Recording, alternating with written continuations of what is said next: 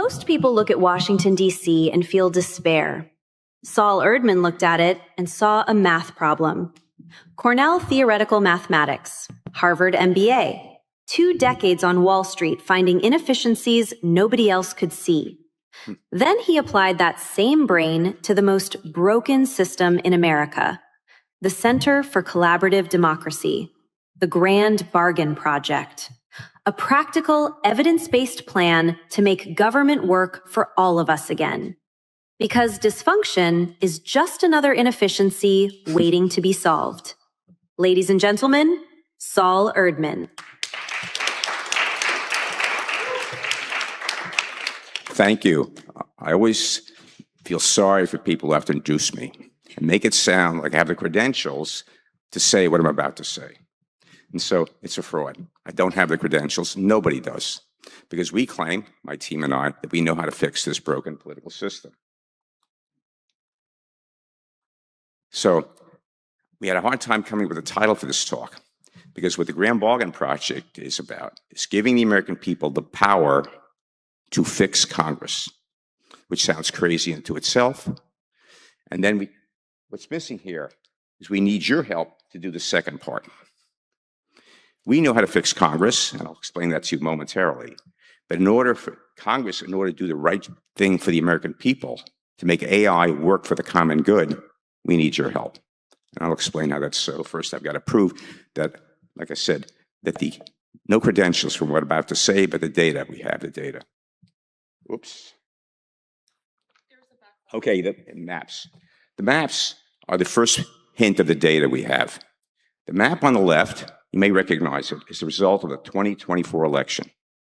It's hatred, anger, disgust, red versus blue, coastal and cities against the heartland, ginned up by 2 political parties that have monopolized power by making themselves, what should we say, the defender of one side against the other. So in the heartland, we're here to defend you against coastal elites, and on the coast, we're here to defend you against, well, whatever, all the names that can be thought of in a book. This has been getting worse for 25 years. The map on the right is a map of America waiting to be born. It's a country united around our shared aspirations. It's the actual YouGov poll. YouGov is one of the most prominent polling firms in the country. And they asked a sample of Americans, 1,000 Americans across the country, demographically identical to the demographics of the United States, do want Congress to make this grand bargain a priority. Not do you approve of it, do you like it, do you want Congress to make it a priority? And the states in green, 70% support or stronger. The states in gray, there wasn't enough data. Utah, 53%. We've done 7 polls, Utah is always yellow. We don't know why. Every other state, 70+% support.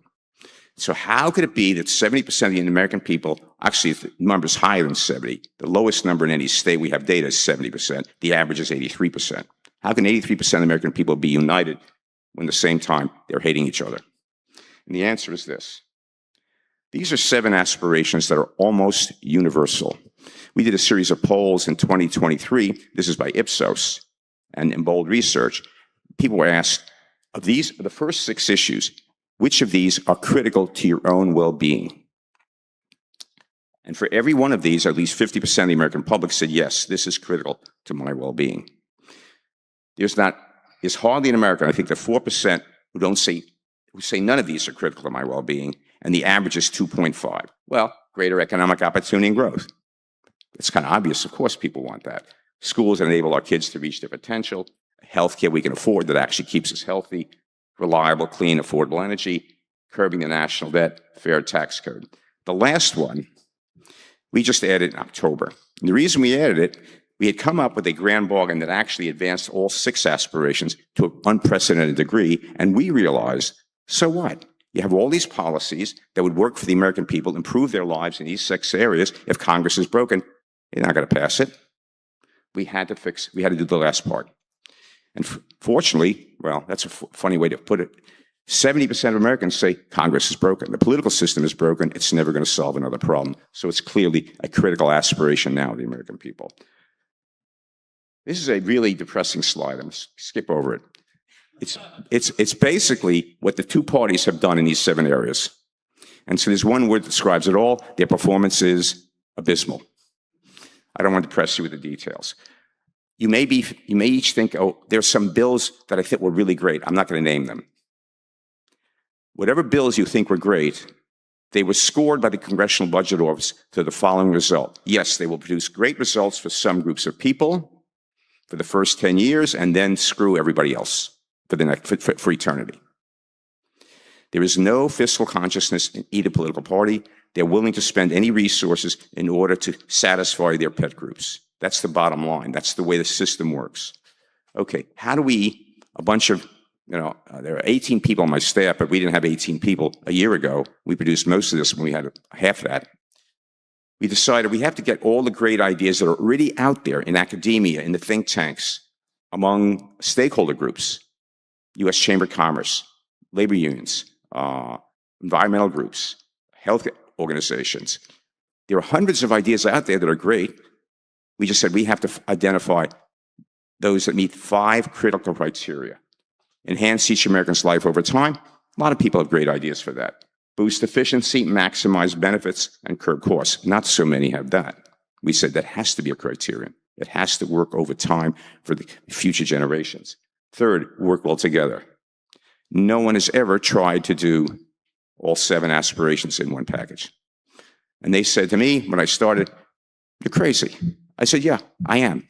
So what? It's worth trying. We have to try. We have to find a way to advance these aspirations because they're critical to every American's life." And so it's by trial and error that we would succeed eventually. The last 2 criteria, nobody thought was attainable. Because some of the elements of a grand bargain involve pain. I'll give you an example. If you're going to rein in the debt, you have to curb entitlement spending. You have to rein in Social Security spending. There is no way to get the numbers to add up without reining in Social Security spending. Nobody in America wants that. Nobody. You also have to raise taxes. There is no way to rein in the debt. It's now 100% of GDP without raising some taxes. Nobody wants it.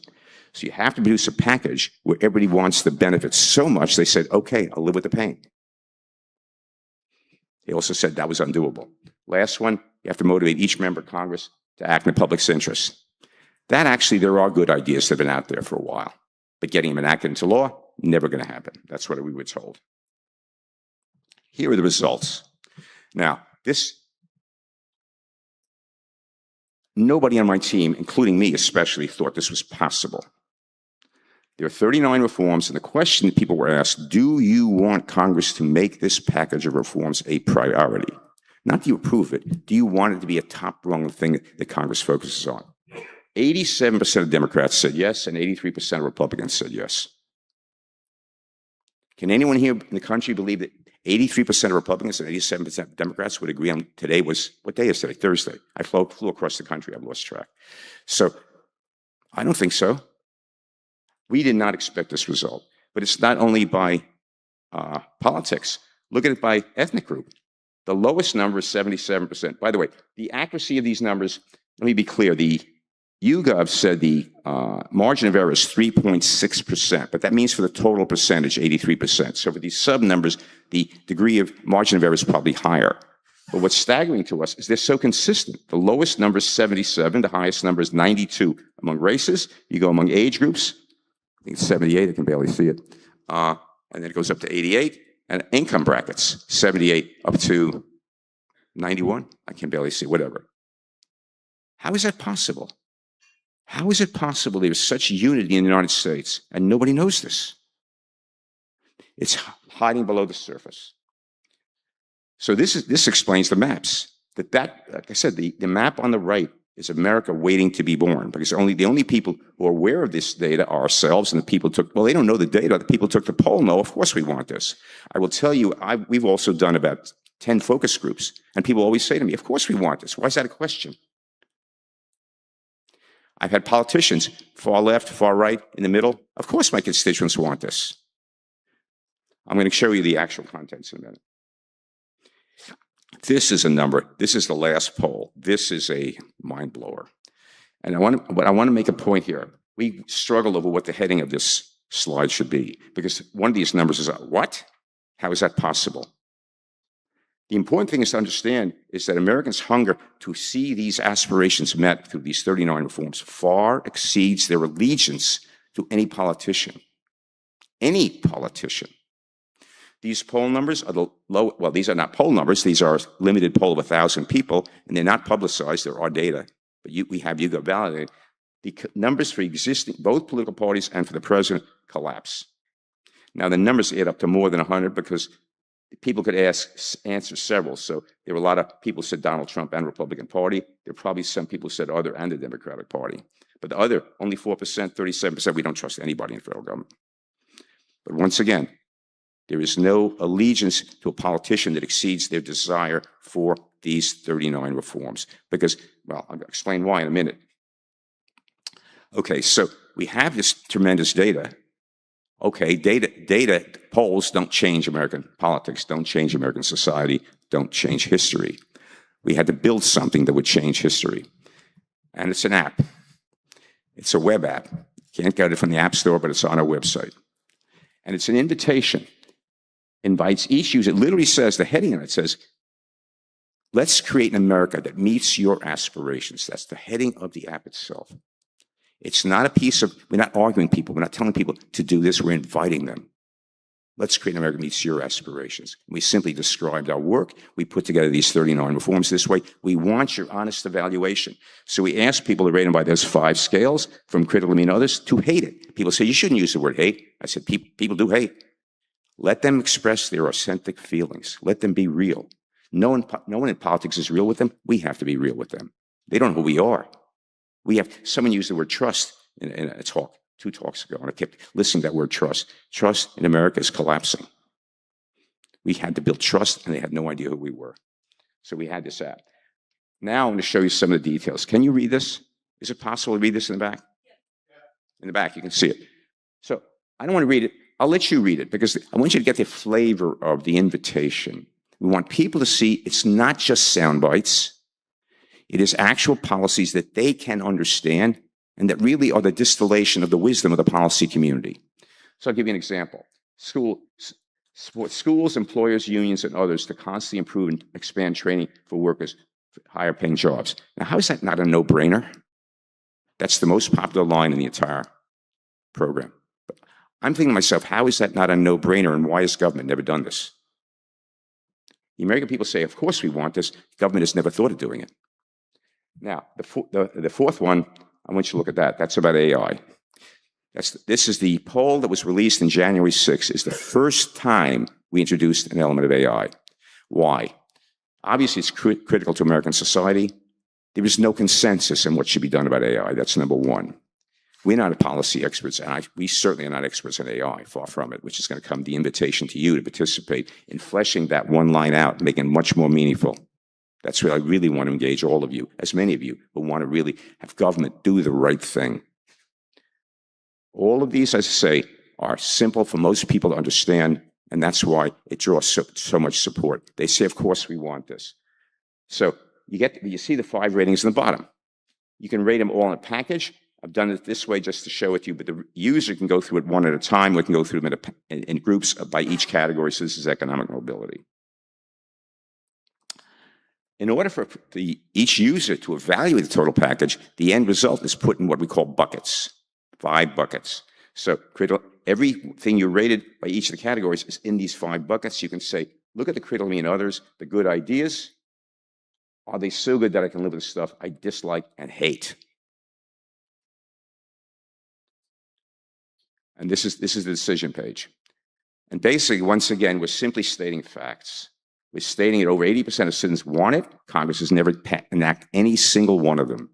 They've all been in the public domain for almost a decade, except one congressional reform. 38 of the 39 reforms, public realm, Congress never passed it. And so you ask, do you want Congress to make this a priority? Most people answer yes. Then there are 4 action steps. The app is, well, so there are 4 action steps. The first 2 are the critical ones that will make this a weapon. We call it an engine of mass construction. You share the app with everyone you know. If you think you want Congress to make this a priority, and then you send your member of Congress an email And here's what that email reads like. Can you read that? I'll read it aloud. But we call it an engine of mass construction because this, I think, from our perspective, from 7 YouGov polls, this is the collective will and voice of the American people, as we understand it. Congress has long worked to benefit its 435 representatives and 100 senators, not the 300+ million Americans. It's time for you and your colleagues to fix your own institution and start to resolve problems instead of fight over them. You then need to meet the aspirations of nearly everyone I know for more economic opportunity, education, and so on. And then the ultimatum. So I invite you to start turning the Grand Bargain into law, or else I will elect people who will. I'll enlist everyone I know to elect people I will. An engine of mass construction. Each American will have in their hands the ability to force their member of Congress to do the right thing or risk losing his job. Now, I've told you I've done focus groups. Every time they say, of course we want this to happen. But then they say, how is it going to happen? How is it going to happen? So the answer is we need to find authentic leaders. We need to find principled policymakers, and there are people in Congress who actually want to do the right thing. Last week, I was actually negotiating with several of them. I can't tell you when they will step forward. I think they may step forward next week. They may not. This is a huge ask. We're asking senators and members of Congress to say, step in front of the public and say, our political system is broken. My party is broken. My own party is broken. My own party has not served you. I've wanted to fix the system. I never knew how. Now we do. We've been shown this Grand Bargain, which will, I haven't shown you the congressional forms. It's too technical a subject. It's available online. This whole deck is available online. In fact, there's a fuller deck available online. So we are looking for lawmakers who will do this, who will say, yes, we know that America has to be, America cannot go on like this. A broken political system that cannot solve its problems, it's a dying civilization. They don't want to be part of a dying civilization, and there are people on the Hill. They're an exception who do want to do this. Our ask of them, they step forward, not only speak for the American people, they also speak to their colleagues. The American public is coming for you. They're going to come down on your heads through this Grand Bargain WebApp. This is what we believe will trigger the mass revolution. I shouldn't call it a revolution. It's really not a revolution. It's a returning of American government of the people, by the people, for the people. That was an idea, I think, that was back 160 years, if I remember correctly. And it used to be in fashion. I'm older, I think, than almost everyone in here. And I remember when I was born near the end of World War II. I saw the American dream become real. I saw the greatest generation rebuild not only America, rebuild the world. And it started to go south about 30 years ago. So I've watched an arc of history, 4 generations. The American dream, Pax Americana, and it started to go south.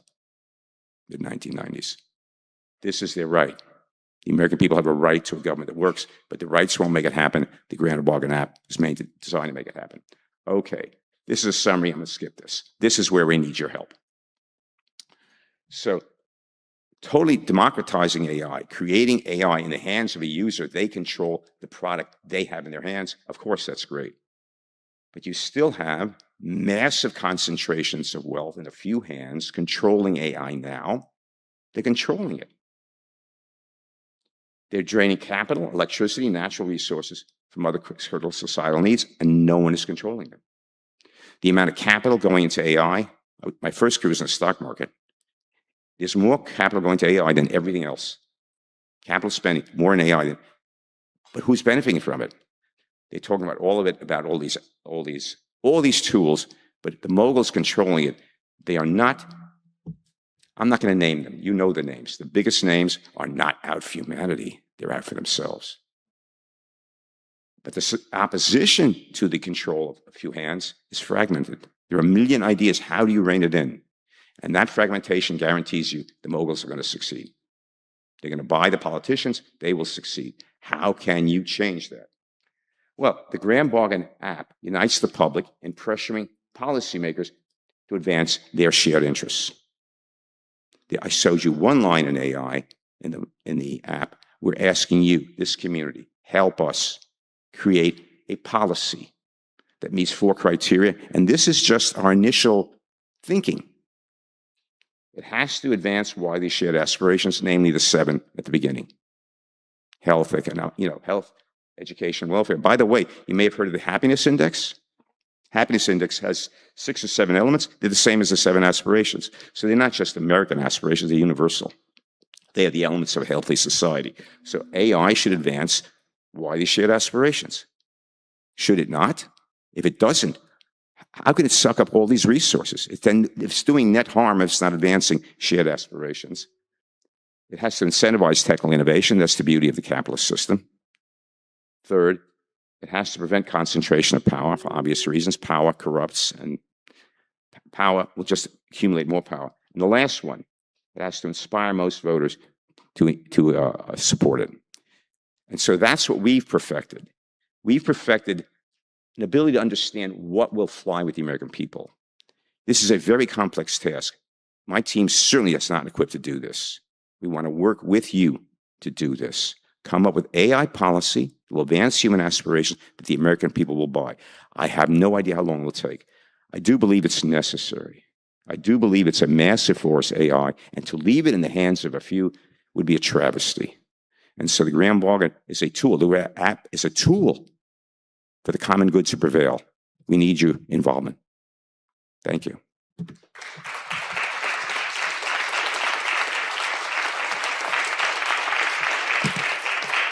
Thank you, Sol. Thank you so much. Thanks, Sol. Wow, the Grand Bargain. Myra, what did you think of that?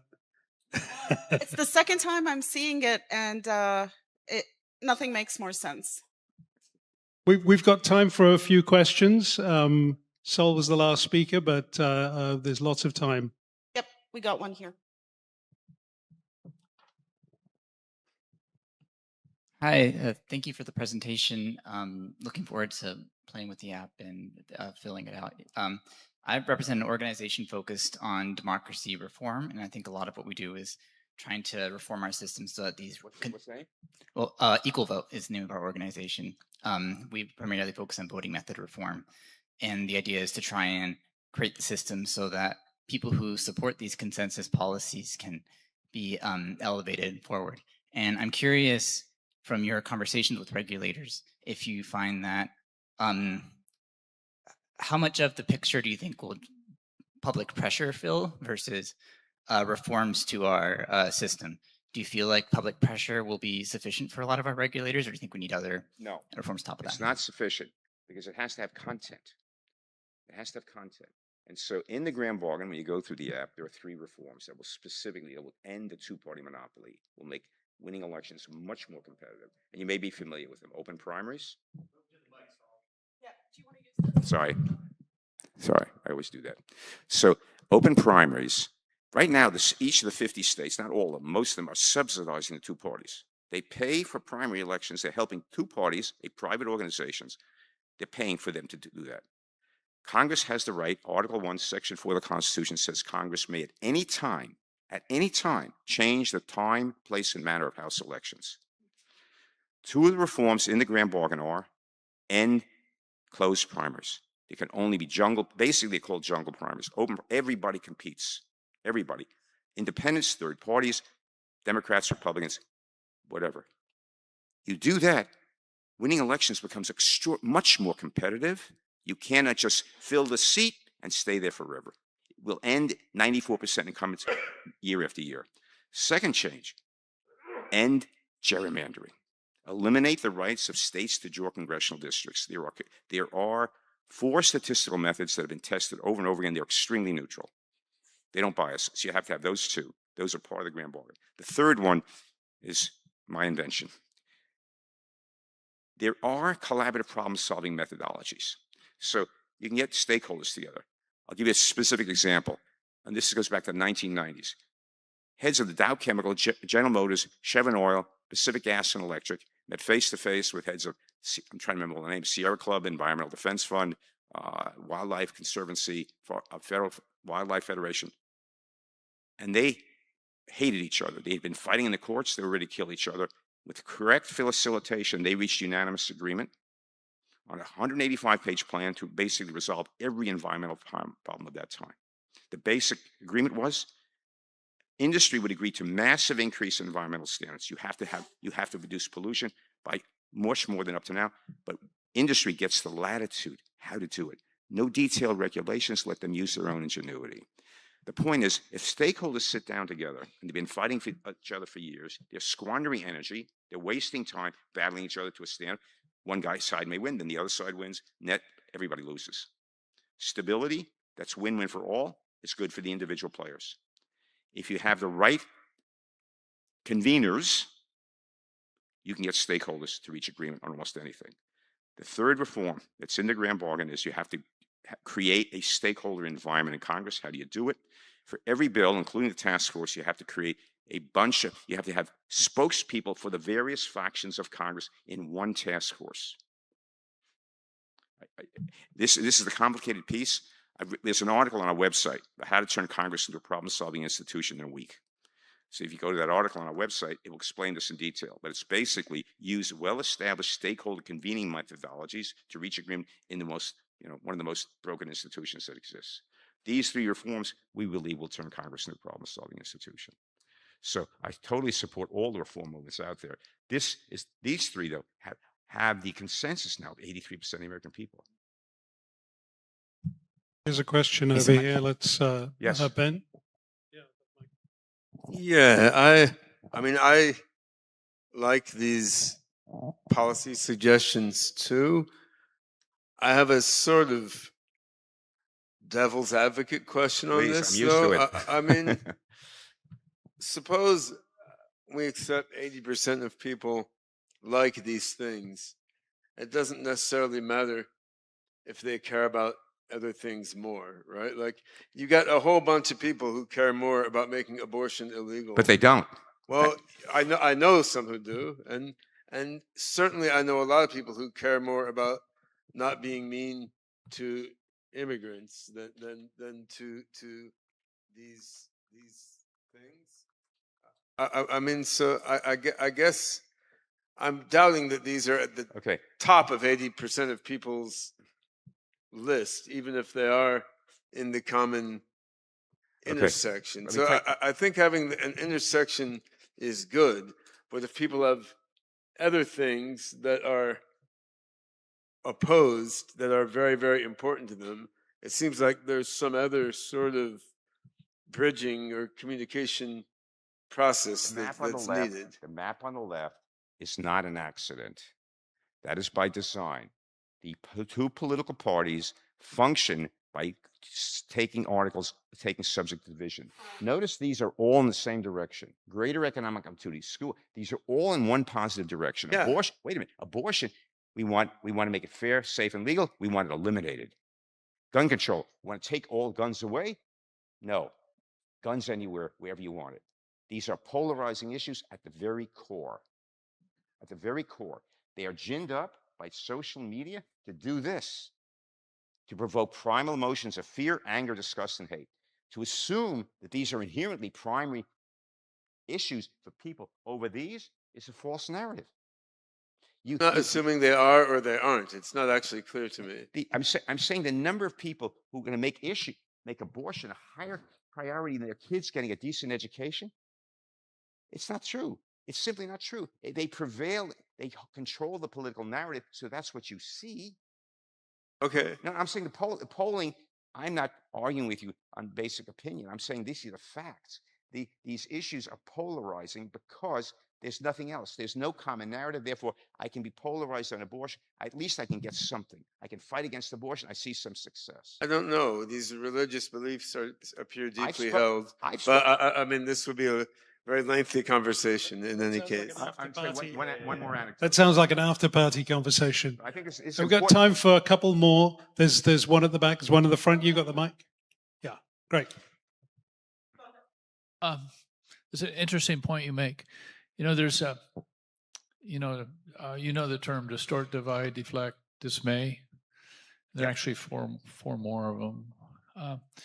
These are the essence of propaganda. Exactly. It's been used for thousands of years. But the emotional side of it, the brain changes with plasticity. So it's not an instantaneous thing. I find with my friends who are politically different than me, as long as I don't touch on those subjects, we can have great conversations. Now the question is, how do we present something so that the people, that we don't trigger those views? Excellent question. So, first of all, I want to point out, it's answer to both questions. Oklahoma. Sol, can you speak into the mic? Thank you. Thank you. Oklahoma, deep green. 2 members of our team are in Oklahoma. The Grand Bargain team, both of them in Oklahoma, surrounded by Republicans. They show them this. Of course we want this. Democrats couldn't possibly want it. I'm in New York. I get the exact opposite reaction. Now, let me explain. So their aspirations are identical in these 7 areas, in the same direction. They respond to it. But we also, there's an element of us that is tribal. We are all tribal. We root for teams because there's something tribal. Tribalization is a survival trait. In the wild, you couldn't survive alone. You had to affiliate with others or you were going to die very young. So tribalism, we're better than others, is universal. If people, politicians in the Deep South can polarize their society against liberal elites, they'll do it.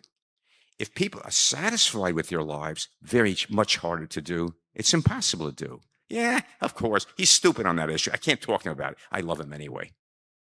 Now, it turns out that there are organizations, there are probably 2,000 in the United States, are all about civic discourse. And there are tried and true techniques of where you get people, Braver Angels, you may have heard that name. It's one of the best known. They get people together, can't talk about these issues, and yet they sit down together and they agree on how to talk to each other. The trouble is, Braver Angels has 20,000 members. The 80%, 83% of American people are concerned about these 7 issues. Don't tell me about discourse. My kid's going to get a decent education. If you get people in common cause, if they come together around the Grand Bargain, and they say, this guy next to me, he's the guy I'm supposed to hate. You're in common cause, you'll find something, oh man, he's actually not so bad. This project is designed to draw people in by their self-interest and see that, oh, because we're united, we have influence. Well, maybe you discover each other's humanity. You discover, by being in common cause, there have been sociology experiments. That's what an answer to their friend. Sociology experiments. People are trained to hate each other, and their survival depends on working together. You cannot imagine how fast they bond. This is almost survival. American society is breaking apart. So it's not wrong that these facts exist, these hatreds exist. I'm saying they are ginned up intentionally, and they can be unwound, and they can be counteracted. Thanks. Thank you. So we've got a couple more questions. Sure. We've got one over here. I was going to wind up with another question, but I'm going to take off what you were last saying about every American wants their kid to have a good education. Well, the problem with that, and it seems to be a problem that runs through a lot of these good suggestions or hints at what we should be aiming for or asking of people, and that is, that's an emblematic question. Some people say, I want my child to get a good Christian education. I want my child to get a good Jewish education, a good education that's free of religion. So maybe it's in there, but... Here's a man whose resume reads... But I can answer your question. I was going to say, but a lot of the other questions have that same thing. And people's lives and focusing on doing a survey seem to also, I don't want to say it so harshly, but seem they might doom such a project. Okay, so I showed you the economic mobility. Education and economic mobility are the highest polling numbers. Wait a minute, but they didn't say Christian education. They said pay teachers for performance. Include teacher training for resilience and other life skills. And wild enthusiasm for those. They may also want Christian education, but people who've gone through this app, when they say we want Congress to make it a priority, they recognize, oh my God, this could actually happen, whereas what I'm wanting is constant fight. So they can want both. They can recognize this is so good for us, I'll take the whole package. I'll take the whole package. It's so good. So it doesn't have everything I want. It has so much that's good for me. It's so much better than where we're going now. I'm in. So the two are not mutually exclusive. But the elements of the education piece are very specific. They're not fuzzy. Pay teachers for performance. And if you unpack it, it's pay for performance within the school year. So you're not comparing apples to oranges. You're not holding a teacher accountable for something that happens at home. It turns out there are 3 deep red states, Georgia, Louisiana, and Mississippi, have the highest acceleration in primary education in the last, 4 or 5 years. Very fundamental things. Deep red states. They're practicing basic principles of just common sense. The public in the app is recognizing plain common sense. Doesn't mean you're wrong. Of course, some people want Christian education, and I've spoken to devout Christians, and they say to me the same thing that my teammates heard in Oklahoma. Of course we want this. And so I say to them, you want this, you have to join in common cause with other people you can't stand. Okay, how's it going to happen? That's when you go to the lawmaker. So all your questions are correct. This is the society we have now. If you want to go to a society that's going to actually function, you have to offer them something so good, they'll go past their existing hatreds. That's why I said one of the 4 criteria is it's so good they'll go along things they hate.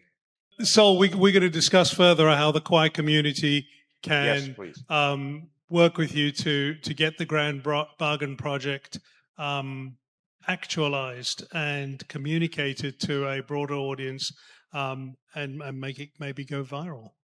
Okay. And just to reiterate, don't look for it on Google Play or the App Store. Yeah, it's on a our web website. app. Yeah. Okay.